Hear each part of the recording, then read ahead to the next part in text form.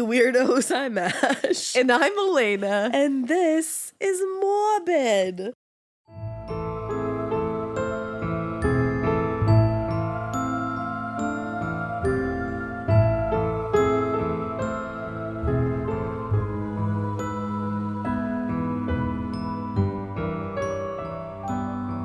This is Morbid.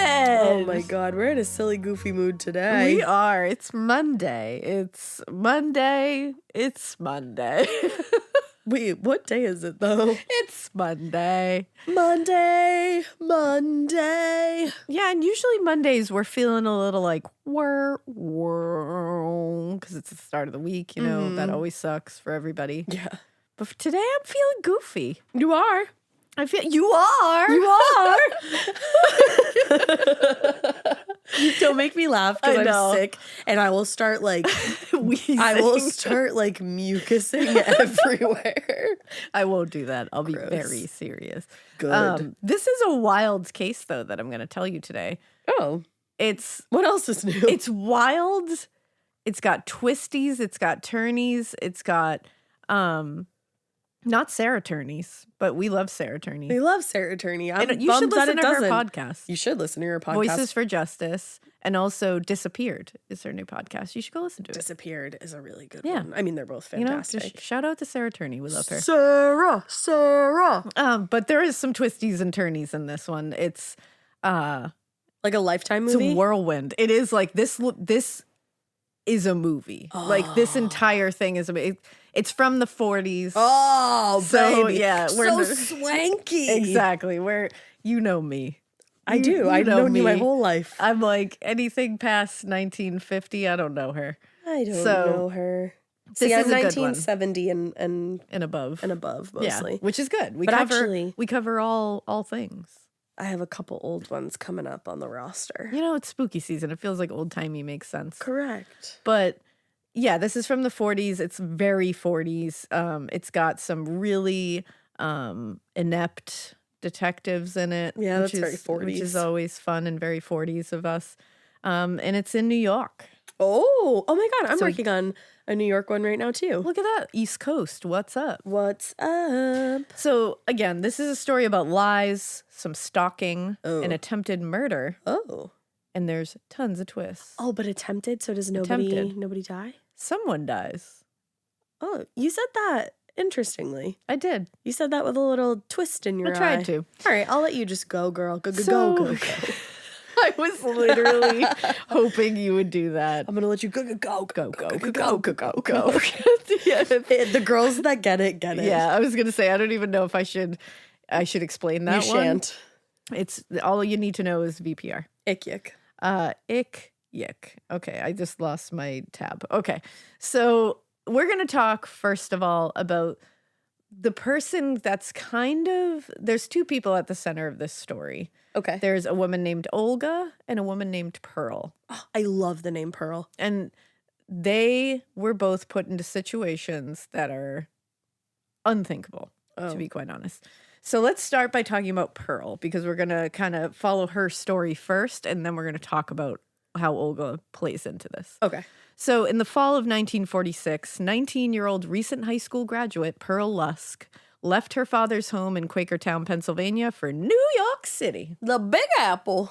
where she was just determined. She was going to start this whole new life. She was going to be a big city gal. Oh, She was ready for it. go girl. And of course, and think about like 1940s New York. Oh, fuck yeah. That must have been a wild scene. Everyone was looking all fabulous. That's the thing. No matter what, even though like old-timey stuff, you're like, yeah, like the shit that was going down in the day, you don't want to be around for it. It was not like a time to be alive.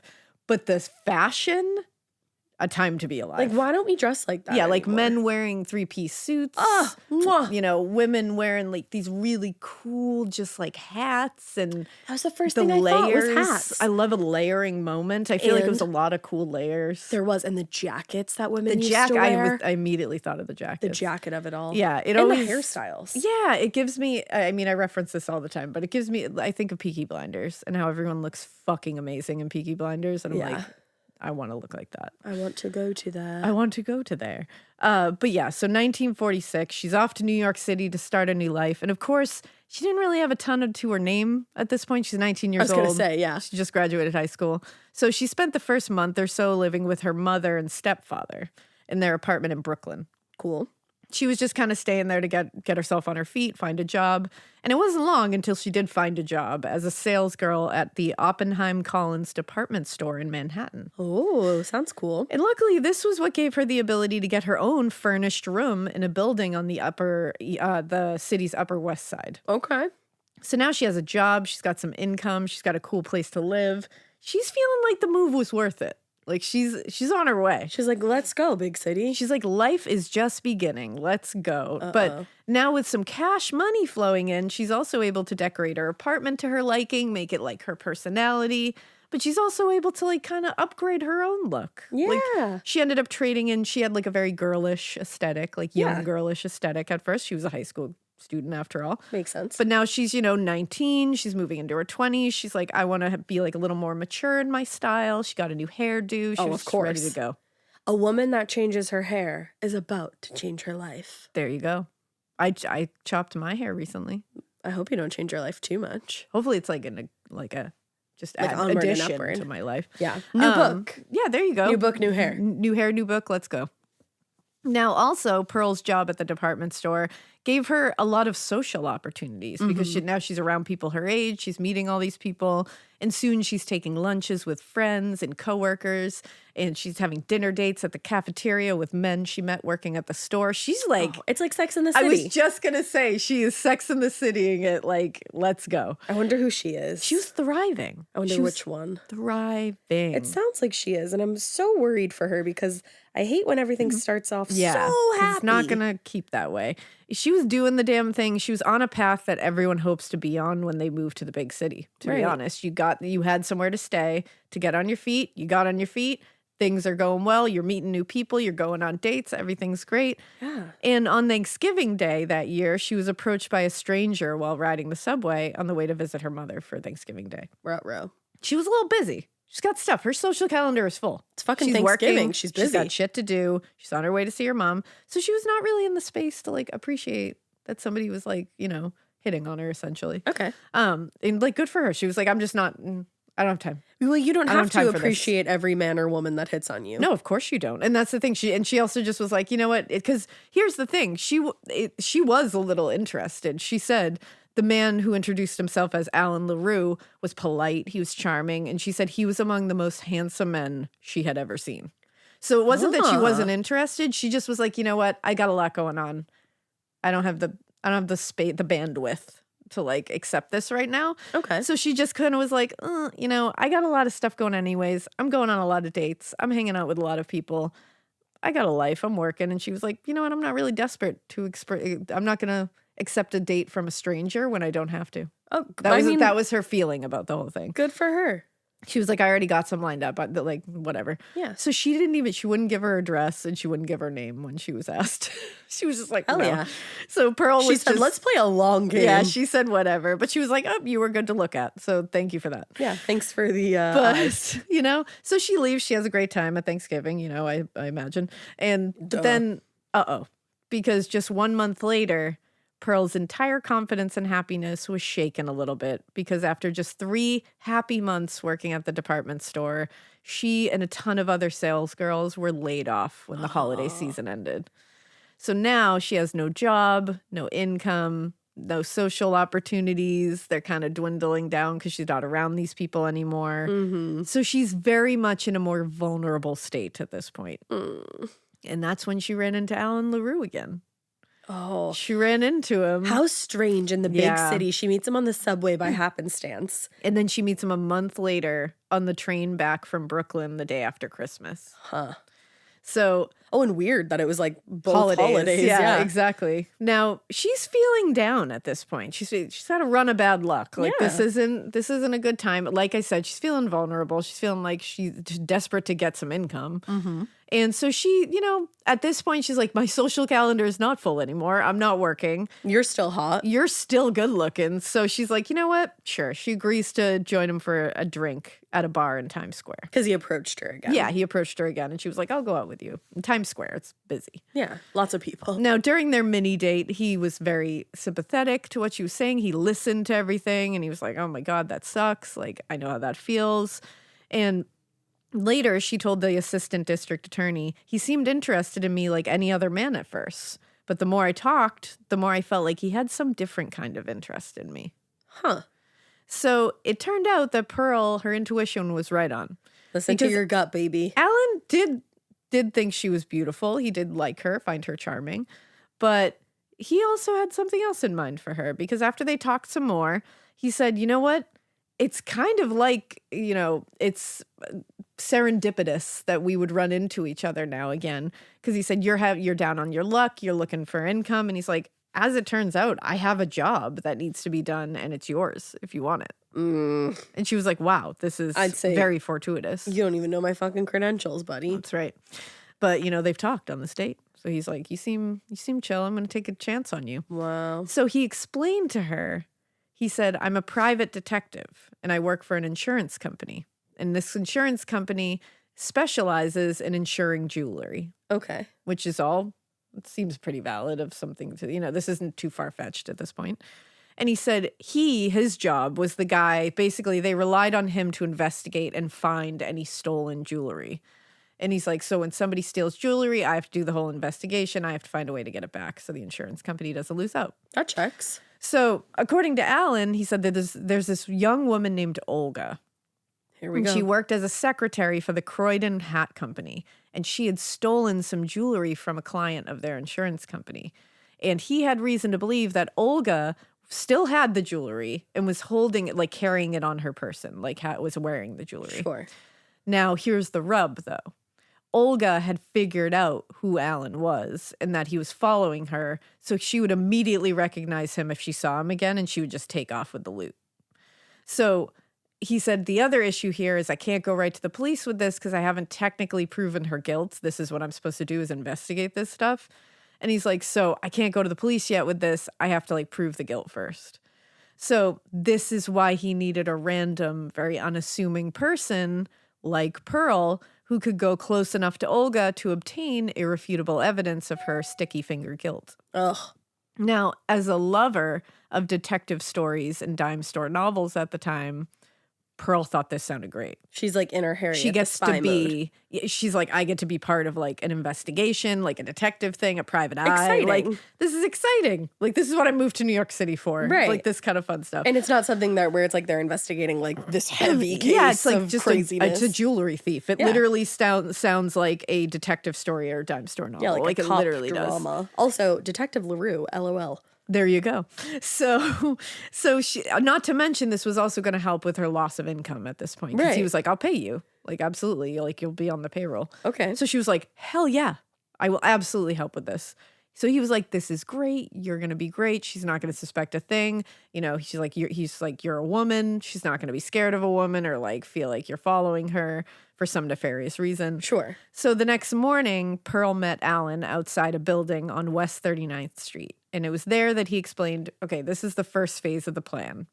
He said, you're going to go into the offices of the Croydon Hat Company where Olga works as one of the secretaries. And what she was going to do was she was going to go up to the secretary and hopefully it was Pearl.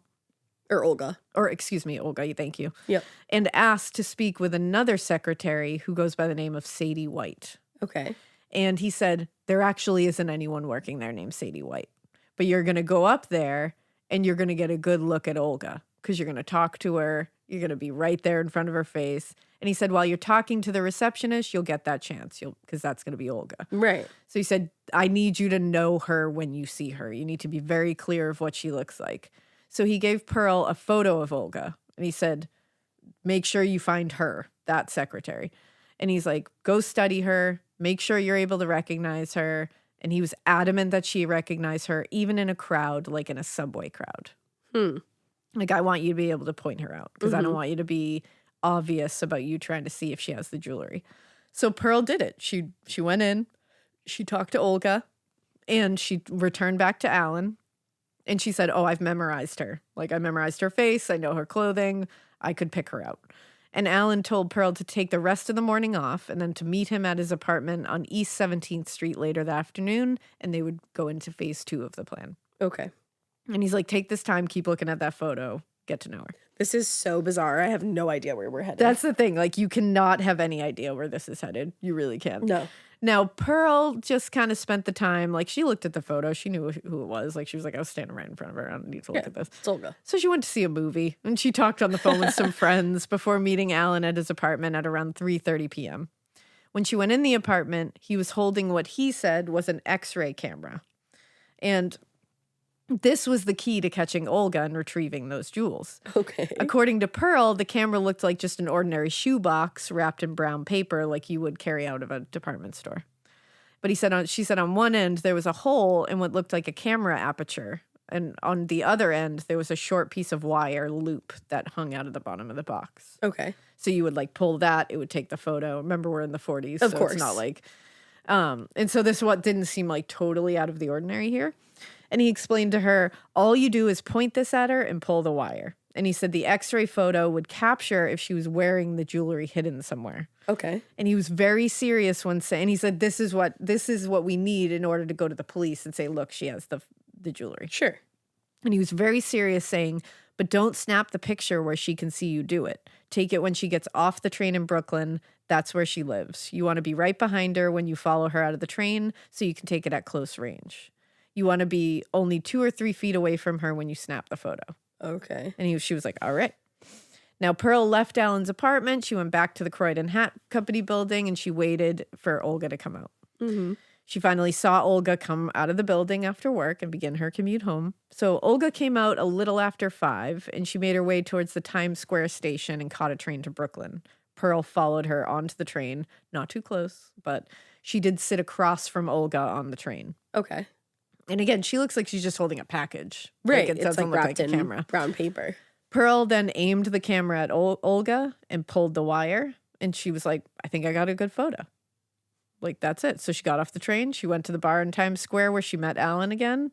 And she was like, everything went awesome. Like, Alan was like, shit, like, how close were you to her? Like, you know, had she noticed you were following her? Like, did anything go wrong? Did she seem suspicious? And Pearl explained that Olga had only been a few feet away from her and she took the picture. She didn't seem to notice her. Everything seemed like it went great.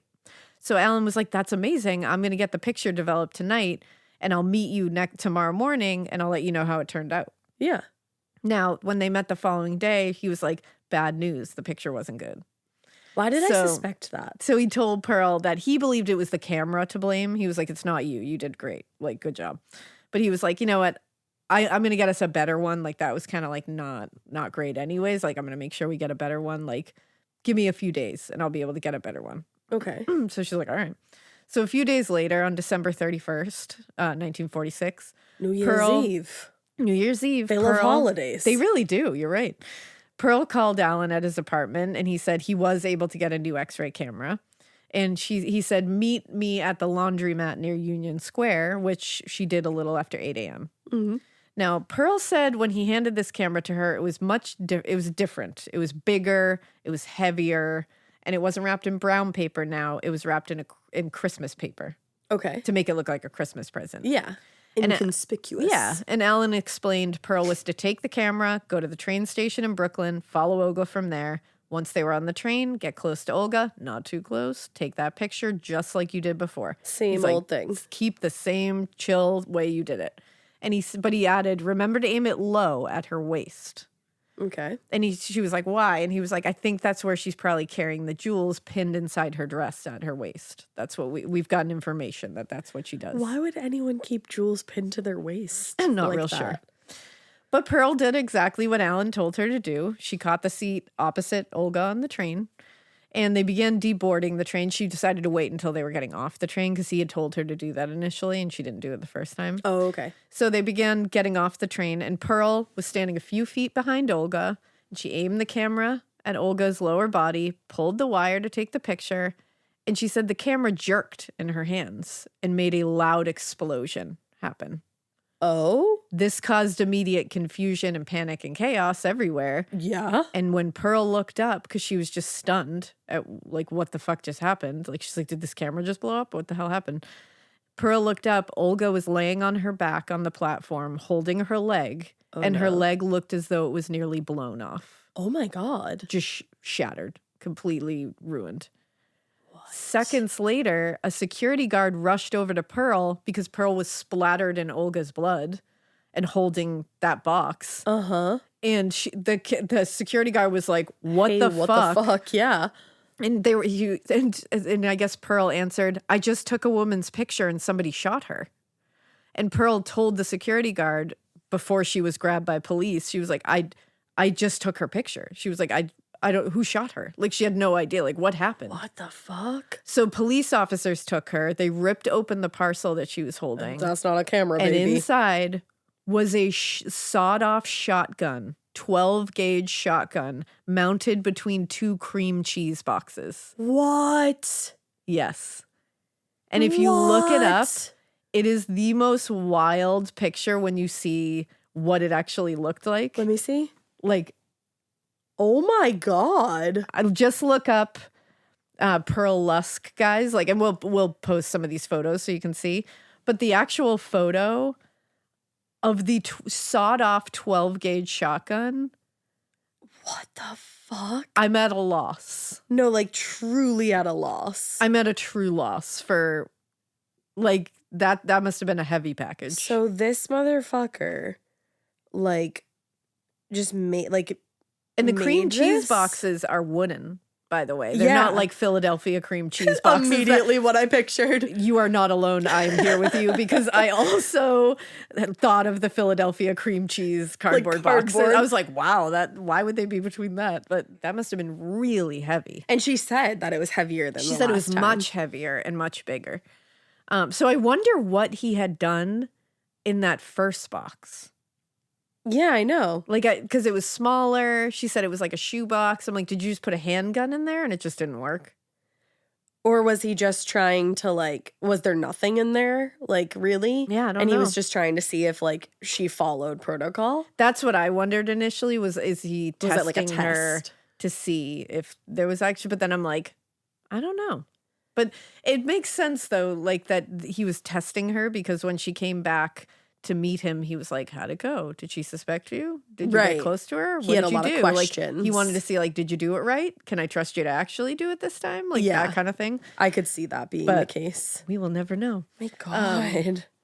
Pearl looked down at Olga and then looked at the gun in her hands at this point, and she was like, holy shit, I'm the one who shot her. Like, she had no idea. Oh. And as she was being pulled away by the police officer, she looked down at Olga and was starting to cry, her eyes out. And she said, I'm awfully sorry I shot you. There was a new job, you see, and I thought I was taking your picture with an x-ray camera. Oh, like, she started to just try to explain it to this woman whose leg is blown off. I know, like, bad timing, Pearl, but I get it. But, like, I get you're trying to be like, I did not mean to shoot you. Oh, my God. I guess Olga looked at Pearl and then looked away and said, this time he got me. He can have me now if he wants me. I'm a cripple. What happened to the police? I called them, but he was too smart for them. Oh, no. So she knew, like, exactly what had happened here. What the fuck is happening right now? I'm about to tell you. So Pearl was immediately taken into custody, where she explained her side of the story and said she was an avid reader of detective and confession stories, quote unquote. Right. And that was one of the reasons that she was helping this man, Alan LaRue. And so when detectives showed Pearl a photo of Olga and her husband, Alphonse Rocco, taken several months earlier in a New York City nightclub, she said, that man's Alan LaRue. Oh my God. So this was Olga's ex-husband? Yes. What? And she said, that's the man who hired me to shoot Olga. What? And she said, he even has the same clothes on. Oh my like God. That is him. That's creepy. So detectives questioned Pearl, and a separate set of investigators were at the hospital taking a statement from Olga, and she explained that the man Pearl thought to be Alan LaRue was, in all likelihood, her ex-husband, Al Rocco. And she said they had been married in May 1945 and divorced a year later. Oh, wow. So that was a bad marriage. So let's talk about them. Yeah. So Olga Trapani met Al Rocco in the spring of 1944. And after 1 year of dating, they married in May 1945. Okay. Now, despite their daughter having dated him for a year before getting married, Olga's parents told reporters that they really didn't know Al. Like, even though they were around him, they met him, they spent time with him, they were like, he was a mystery. Like, we still don't really know him. Oh, that must have creeped them out. Yeah, and by the winter of 1947, the most they knew about him was that he was of Italian ancestry and of average height and weight. That's what they could say about him. They didn't even know what he did for work or anything. They didn't know anything about him. A reporter for the New York Times wrote that they knew nothing of his work. Sometimes he disappeared for months. Occasionally he returned with lots of money, and just as often with none. What? Yeah. Okay, he's a sketchy fucking character. Yeah, and others who knew Rocco seemed to know just as little about him. Like his landlord, he was a quiet guy. Like, that's all I know. Like, I don't know. I guess he was Italian is all I can say. Like, other than that, I don't know. And although they didn't know a lot of details about him, Olga's family did not like him. Well, yeah, I'm sure that probably, not knowing anything about the guy that your daughter is going to marry, you're not going to like that. Yeah, they all got a vibe that he was a bad person. Like, hiding all of them were like, something's off here. And after their divorce, a few months before Olga was shot, they saw him get even worse. They saw a very bad side of him. So according to Olga's mother, once the marriage was annulled in early November 1946, so the only months before, Al became very verbally abusive. And she said, quote, had constantly annoyed her daughter, threatening to kill her ever since their separation. Oh my God. So it didn't take long for detectives to learn not only had the couple had an abusive relationship and a very, very aggressive and hostile separation, but this was not the first time that Al had tried to kill Olga. What? On one occasion, this is where the detectives and police in this case failed fucking miserably. Like, shame on this one. Shame. Well, that makes sense because she said, like, he finally got me. He finally got me. And he was like, too smart for the police. And it's true. Yeah. He got away with so much. When you hear all the shit he did that everyone just ignored. Oh, So- the 40s. On one occasion in mid-October, after the couple had separated already, like they were separated, not divorced, Al confronted Olga at the train station in Times Square. He took out a switchblade knife, forced her into his car, and drove her to a motel in Poughkeepsie. What? Once they were there, he forced Olga to undress, hid her clothes, threatened to kill her, and said, if you don't come back to me, I'm going to murder you. What? So she spent 2 days in that motel room being terrorized by him while he was trying to force her at knife point to come back to him. Somehow she managed to convince Al to bring her back to New York. And once there, she fled. She ran away from him back to her parents' home in Brooklyn.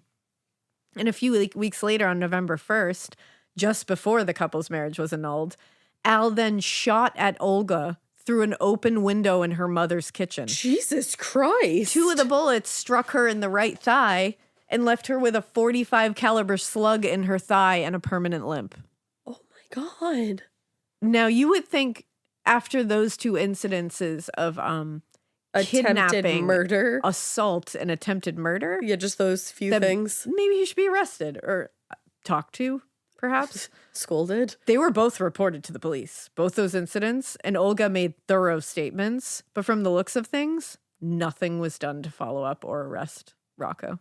What? Yes. He just terrorized her with no consequences. And like the way that he terrorized her, he Yeah. literally kidnapped her and held her hostage. And then shot her in the leg.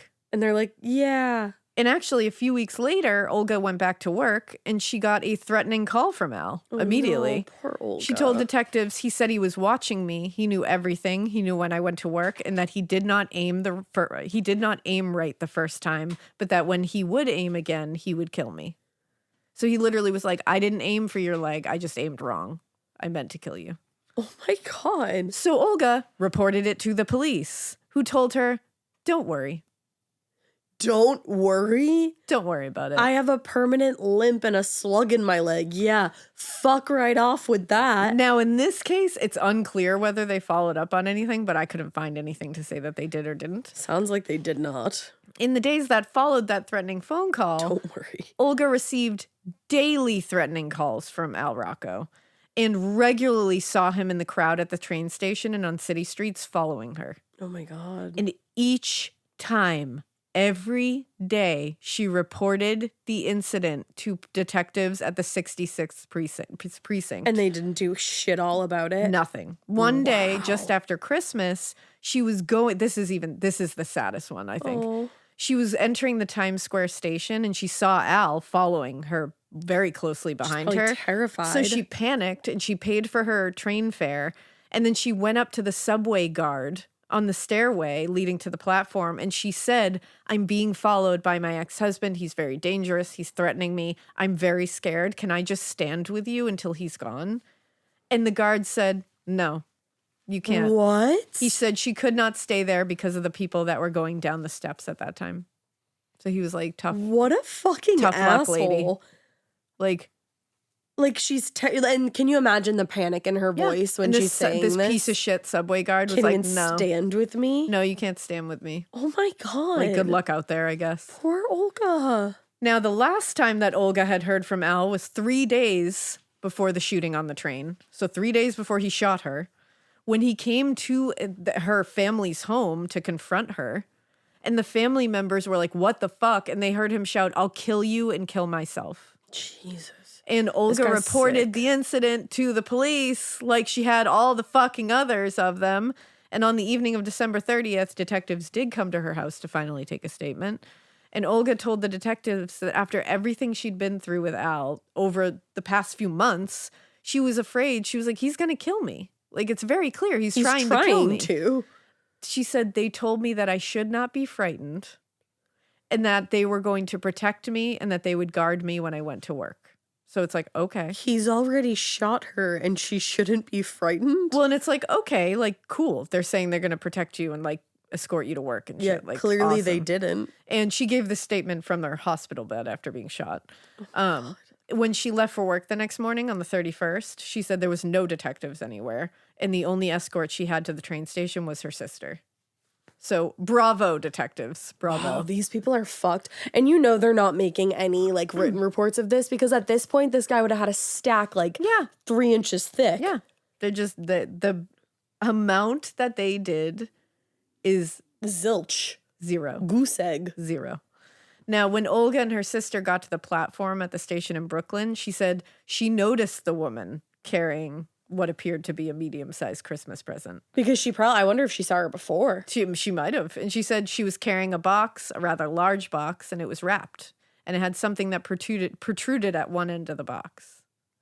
And I'm assuming that is the handle of the sawed-off shotgun, which I'm still a little confused by. Yeah. But did Pearl like pull a string or did she pulled a wire of some kind that triggered that pulled the trigger. Okay.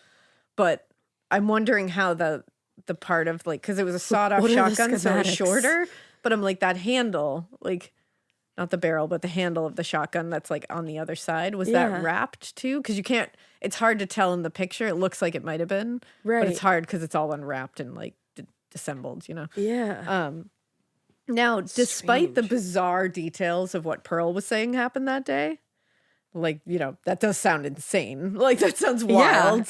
Yeah. Detectives said they were inclined to accept as truth a story too fantastic to be fiction, which, like, I guess, like, someone making that up is pretty wild. And Olga's statement, like, on the scene, I'm sure. It really helps. Yeah. Now, after taking statements from Olga, Pearl, and Olga's family members, investigators said that it was very clear that once his wife was not going to come back to him, Al Rocco had concocted an elaborate scheme to kill her because if he couldn't have her, no one else was going to have her either. Now, while Olga is laying in Roosevelt Hospital in critical condition with a literal, quote, mangled left thigh, detectives started finally searching for Al Rocco. Now, on January 1st, the day after the shooting, investigators learned that, quote, an unidentified man had called twice at Pearl's rooming house asking to speak with her. What? So they were hoping they could intercept him because they were assuming he would call for another time when he couldn't get a hold of her. Mm-hmm. So they brought Pearl back to the rooming house and had her sit there with them a little after 5 p.m. They waited for several hours, but he didn't call back. Damn it. So detectives continued their interview with Pearl Lusk, and other investigators began looking for Al Rocco, like, through his background, basically. Yeah. What they learned a lot about him, but they learned that the 28-year-old, by the way. He's 28 Rocco, years old? Yeah. He had served a year in the Bronx County Jail a few years earlier for auto theft, and he had a bunch of arrests for disorderly conduct, car theft, all kinds of stuff like that. Things they should have known when he was doing this to Olga. Exactly. But the thing is, when they were looking at his criminal record, they were like, none of it, detectives were calling him a diabolical genius. And they were like, when you look at his record, you're like, nothing really lends itself to that. He's just a car thief. Yeah, and an asshole. You know, like, that's it. And like disorderly conduct, you know. But, and in fact, an evaluation conducted at Bellevue Hospital in 1938 of Rocco labeled him as a man of average intelligence. They said, you know, he's just not a normal dude. Not below, not above. But they had opened up to tips from the public at this point. And the first tip came in around 11 a.m. on the morning of January 1st. That's when a Brooklyn resident saw a man on Brighton Beach who disrobed completely just entered the water. Okay. According to the witness, they said the man, quote, shed a gray tweed overcoat, a brown suit, a blue tie, and a white shirt. Then, wearing gloves, underwear, shoes, and socks, he plunged into the icy surf, headed out to sea, and disappeared. Why is he wearing gloves? Is he the Loch Ness Monster? Like, what's going on here? He just headed out to sea? Like, just... What do you mean? I'm off. Police searched the water for hours, and they couldn't find anybody in there. And they showed the clothing that they did find. They showed it to Olga for identification, and she said, no, like, that's not his. So that was just a random unrelated incident? And this just goes away, and I'm like, where's that man that just went out to sea in his underwear? Know. Like, are we all just forgetting that happened? Or, like, did that even happen, or did the guy just leave like, some what? That's clothes such a strange story to tell. Very strange. But, and I mean, it did happen because there was clothing found. Yeah. They found the guy's clothing, like the same clothing that this man had described. Weird. Now, on January 3rd, Olga's condition took a turn for the worst. Oh, no. She had actually had to have her leg amputated. And it left her in what doctors said was a fight for her life. Oh, no. That same morning, Pearl Lusk appeared in General Sessions Court, which was a court mostly for misdemeanors at the time. She was sobbing, like, beside herself. Because she's like, how the fuck did I find myself in this situation? Yeah, and she was explaining to them, I was just a pawn in Al Rocco's plan. And she's like, I genuinely believed his story about being a private investigator in pursuit of a jewel thief. Yeah. Like, I literally did. And the assistant district attorney, Jacob Grumet, noted that investigators did believe Pearl was telling the truth. That none of them believed she was lying. But they said they wanted her held as a material witness because when they captured Rocco, hopefully, who he referred to as an archfiend. An archfiend? Yeah, they wanted her to be there as a material witness. So the judge agreed. Okay. It was like, yeah. And set Pearl's bail at $10,000 and then remanded her into the custody of the Florence Crittenden home, which was a home for unwed mothers. Interesting. But I think that's just where they were, like, because they were like, we got to keep track of you. Keep you there. Because I could see why they would want to keep her because she would want to get as far away from this shit as possible. And you want to hear exactly what this guy told you. Like, right. Tell me more. Tell me more. Yeah.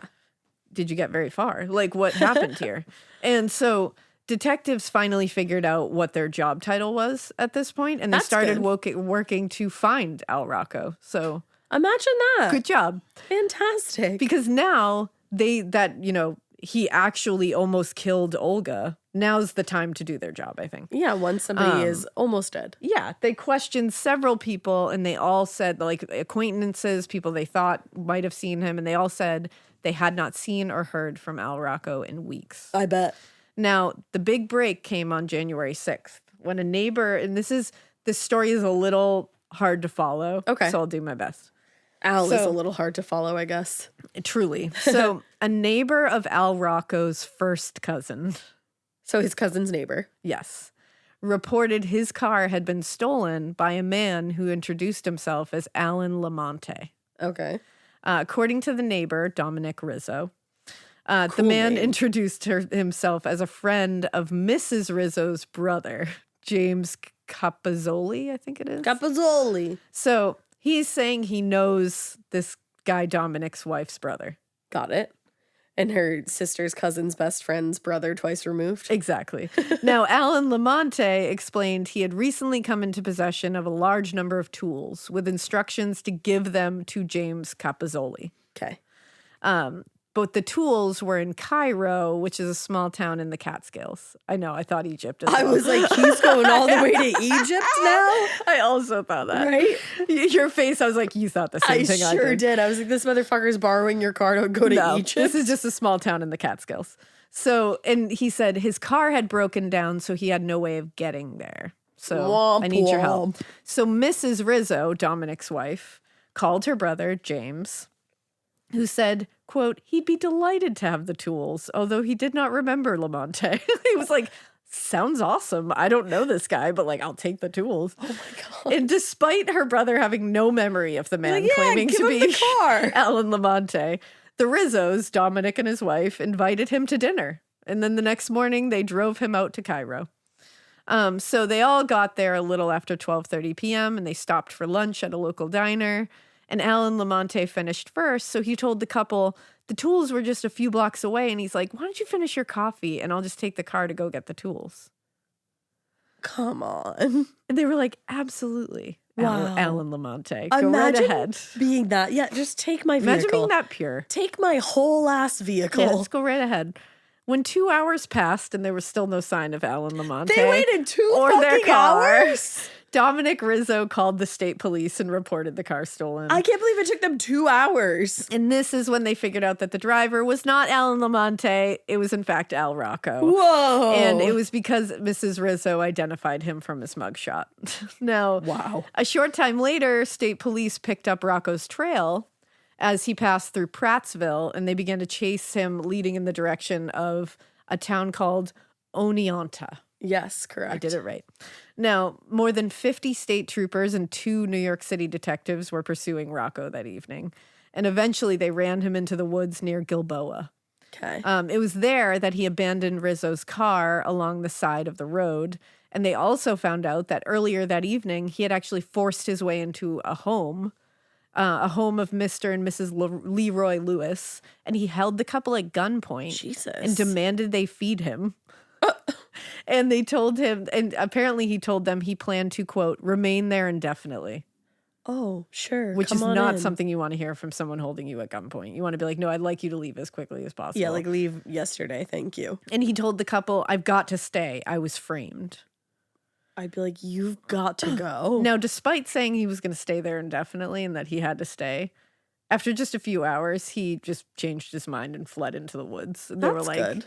Godspeed. They were like, I'm going to contact someone. I'm going to call someone. So state troopers reached their farmhouse, this couple, about a half hour after he had left. And the couple said he went that away. He went that away. Following his trail into the woods, they did eventually find Al Rocco. He was sleeping. He was hiding in a sleeping bag near a large tree pretty near the farmhouse. And they ordered him to surrender. Okay. When he immediately refused, immediately fought back. So he refuses to surrender, and a trooper fires a warning shot and then demanded him come out. And they shouted, come on out, you skunk. That's what they yelled at him. Incredible. And instead of being the skunk that he was and coming out, he drew his gun and he fired 4 times in the direction of the troopers. This ballsy motherfucker. You know that's not going to go over well. So the troopers returned fire in what the New York Times described as a heavy barrage. So I don't think Al's coming out of this one, spoiler alert. I was going to say, bye-bye, Al. So the shooting lasted nearly 2 minutes, and when it finally came to an end, Al Rocco was dead. 1 bullet had passed through his head, another through his chest. He hadn't even made fire, Al. Yeah, play stupid games. So Rocco hadn't even made it completely out of his sleeping bag. Wow. And when detectives searched his body, they found $62.93 on him in cash and in change. It's a good amount of money for back And they then. found 2 photographs. One of his ex-wife, Olga. Yeah. And the other of a girl that State Police Inspector Charles LaForge refused to identify because, quote, he did not wish to hurt this girl. What? I have so many questions. Here are my questions. 1, who didn't wish to hurt this girl? The state trooper didn't want to hurt her by releasing her identity? Or 2, you are somehow implying or inferring that Al didn't want to hurt this girl? How the fuck do you know that? He tried to kill his ex-wife on 65 different occasions. The way I take that is that the state trooper didn't want to hurt her, like didn't want to upset her. Yeah. But who the fuck is that? Like, I need, what? 2 photographs on him, and you're not going to tell me who that other photograph? Also, she should probably know. Do you think it was Pearl? I hope she knows. I don't think so. He probably wouldn't have a photo of her. I mean, he's a stalker. He might. But like cameras were like, oh yeah, you know, not easy. What? So like, who's this other girl? Yeah. And what was the plan there? That's freaky deaky, I gotta know. But we'll never know. But later that day, detectives informed Olga of Al Rocco's death in the Catskills. And but she said R.I.D. She began to laugh. Heartily laugh. Good for Olga. And honestly, then, after everything she'd fucking been through. Oh yeah, she deserved to laugh. She did. And then she began to sob. Aww. And she said, at last I'll be able to get a good night's rest. Yeah. Which I don't blame her. And when Olga's family heard the news, they were also pretty pleased with the outcome. Olga's brother, Salvatore, said, I heard the wonderful news just as I was leaving the hospital. I never felt better than I do now because my family and I, as well as Olga, have been worried sick about her safety as long as he was walking around. Yeah. And it's true. He terrorized that family. Yeah. He terrorized that family. And the police did fucking nothing. Because that's the thing. He also shot into their home. He could have hurt anyone. He could have killed anybody in that. You don't know if there's kids in that home or what. Like, no you could have idea. killed anybody. Truly. He was so far beyond. Like, and then to involve this poor young girl to kill someone, to try to kill someone. He's sick. Like, he's a sick fuck. Yeah. Like, bye, Al. Rest in distress. Now, days after the shooting, Al's body was claimed from the Bundy Funeral Home in upstate New York by his uncle, Philip Rocco, who returned the body to Brooklyn. And after his death, Judge James Wallace ordered that Pearl be released from custody after a grand jury declined to charge her in relation to the shooting. Good. As she left the criminal courts building, Pearl told reporters, I want to forget it all. And I don't blame her. Now, according to Pearl's mother, Stella, they were going to retrieve some of Pearl's belongings from her room at the boarding house, and then she was going to leave the city. She was like, I am taking her home. Now, after several weeks of recovery following having her leg amputated on her way home from work, Olga was discharged from Roosevelt Hospital. And in February, she filed a claim against the city of New York, demanding $200,000. It alleged that New York police failed to protect her, quote, at a time when the police knew she was in imminent danger of death at the hands of her criminal husband. Yep. In a statement to the press, her lawyer, Samuel Douglas, said, the city, having accepted her as a passenger on its transit facilities, owed her a duty to transport her safely to her destination and to protect her from any danger that was known by it to exist with respect to her. The city failed and refused to provide her with such protection and required her to use the city subway system at a time when she was likely to be killed by her husband. The city owes her a moral obligation to compensate her for the serious injury resulting directly from its neglect to provide her with protection while she was on its subway system. Boom. Now, the city refused to pay the claim. Because they're assholes. And Olga filed a suit against them, eventually taking the case to the state Supreme Court. Finally, in April 1953, the state Supreme Court ruled in favor of the city. I did not see that one coming. I didn't think you would. They said, it is most unfortunate that some redress cannot be made, but ultimately they freed the city of any liability to the shooting. That's a bunch of bullshit. The court said they were sympathetic to what had happened. No, you're not. The justices defended their decision, though, saying there's no basis for holding that the city should have anticipated that she would be shot. Other than the fact that he previously tried to shoot her in that city, he kidnapped her and tortured her in that city. There's also the fact that she literally walked up to one of your subway guards and asked for protection, and they said, no, thank you, ma'am, good luck. Correct. So there's that, like, blatant city should have protected her. Didn't. That subway guard literally said, get fucked. There's a whole laundry list of ways that they didn't protect her. Now, luckily, in the years that followed, Pearl and Olga became friends. I wanted to hear that so bad. They would get together whenever they could. Oh. And after leaving the city, Pearl married and eventually had children. Olga stayed in the city. She made a nice living for herself, designing and selling costume jewelry. Hell yeah. And Al Rocco is still dead. That's good. So didn't rise. I'm glad that Pearl, he did not rise, but Pearl and Olga came together and Olga was like, girl, it's okay. Like, we both met this asshole. We both believed what he said. Holy shit. You know, like, and Olga, I'm like, what a bad bitch. Just kept on going. And that she was like, you know what, girl, I know that like, he's a dick. He's a manipulative dick, and I know he manipulated you into thinking that you weren't doing what you were doing. I also kind of love the irony that she became a jewelry maker. That is kind of fun. That's fun. That is fun. Also, imagine if your mom was Pearl Lusk and she just whips that one out at the dinner table. Like, yeah, one time I shot a lady by accident carrying a Christmas package. One time I got tricked into becoming an assassin.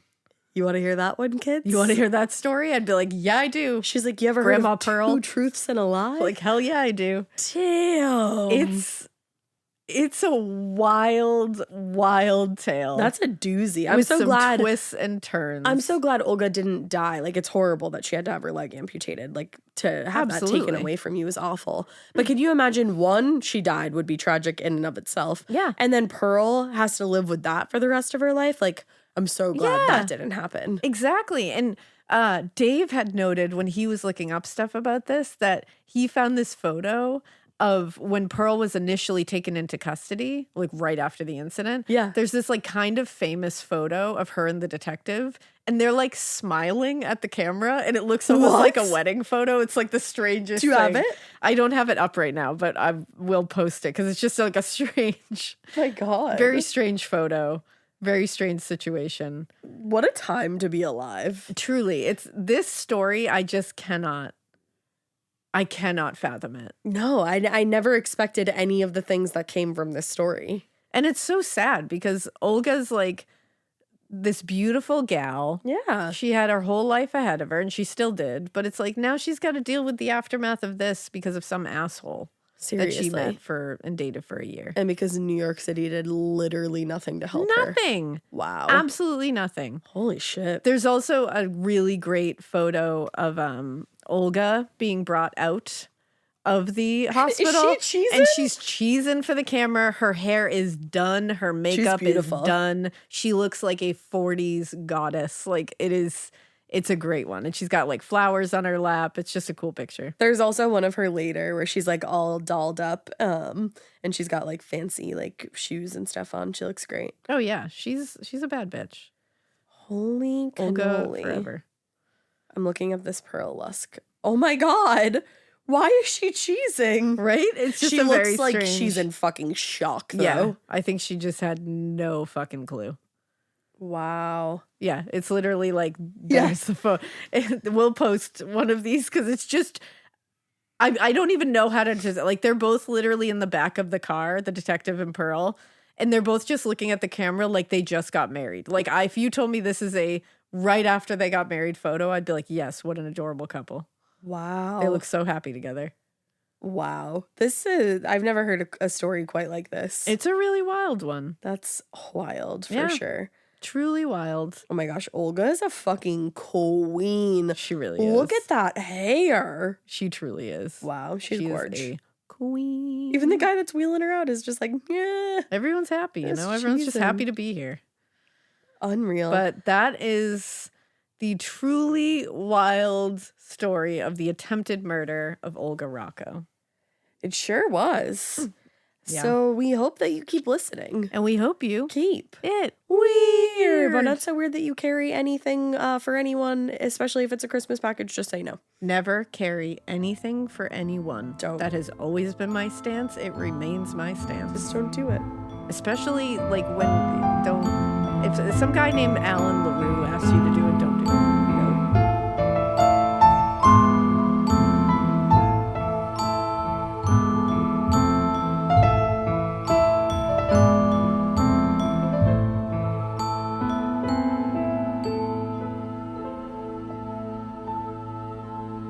Hey, weirdos, I'm Elena.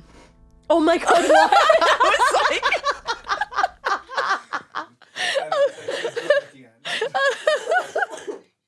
Pourquoi? You just sat there and went... like, I was waiting for. I was like, is there a cue? Like, I didn't know we were doing a bit. I just want to be you.